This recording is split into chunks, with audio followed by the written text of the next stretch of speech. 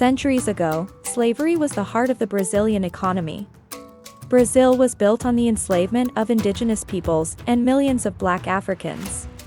Of the 12 million enslaved Africans brought to the New World, almost half, 5.5 million people were forcibly taken to Brazil as early as 1540 and until the 1860s. And in the dark history, there are stories that transcend time and leave an indelible mark. One such story is that of Pata Seca, also known as Roque José Florêncio. Born into the dark era of slavery, Sica's life defied the odds, making him a legend in the region of Santa Eudóxia, São Carlos, Brazil. What makes his story so interesting? Watch more to find out.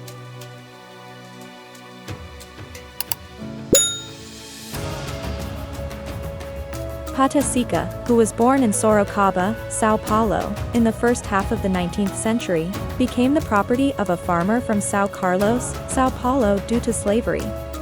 He had a good relationship with his owner, Francisco de Cunha Bueno, who entrusted him with responsibilities such as delivering mail and caring for the farm's animals, which required him to travel daily on horseback between the rural village and the city of São Carlos.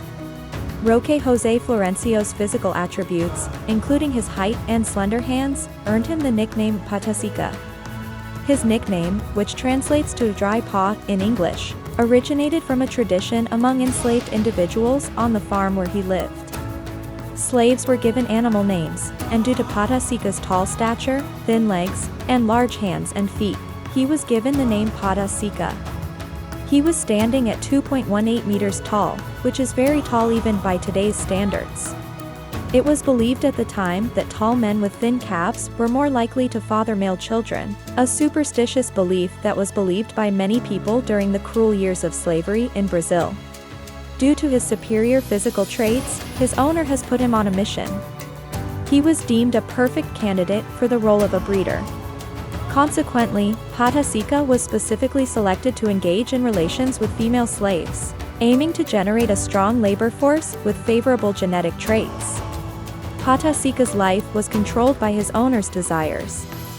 He was meticulously checked for diseases, well-fed, and like a livestock, he was put to work as a breeder. The exact number of women he slept with or the frequency of these encounters remains unknown. However, it is estimated that Pata Seca fathered over 200 children who inherited their father's enslaved status. Consequently, they too experienced lives of servitude, with some being sold for profit and others compelled to toil on their owners' plantations. His descendants estimate that approximately 30% of the current population in the district of Santa Eudóxia, São Carlos, can trace their ancestry back to Pata Seca. Due to him being in the role of breeder, he enjoyed a unique position as an enslaved man, as he did not work in the fields or live in the slave quarters. What he did daily was to do his daily given task instructed by his owner and engage in sexual relations with female slaves with good traits. Back in the slavery era, slave owners would breed their strongest male slaves with their strongest female slaves to create physically superior offspring. Due to his success in producing a significant number of offspring for his owner, Pata Seca received relatively favorable treatment.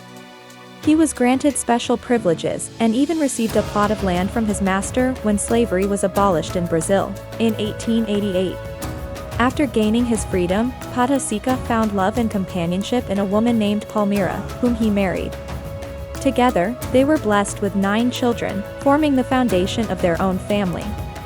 In the land gifted to him by his former master, Pata Seca dedicated himself to constructing a new life for his loved ones.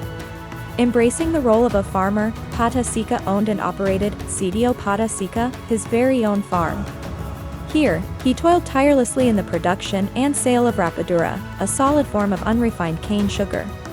Though his earnings were modest, Pata Seca utilized them to provide for his family, nurturing their well-being and nurturing his dreams of a brighter tomorrow.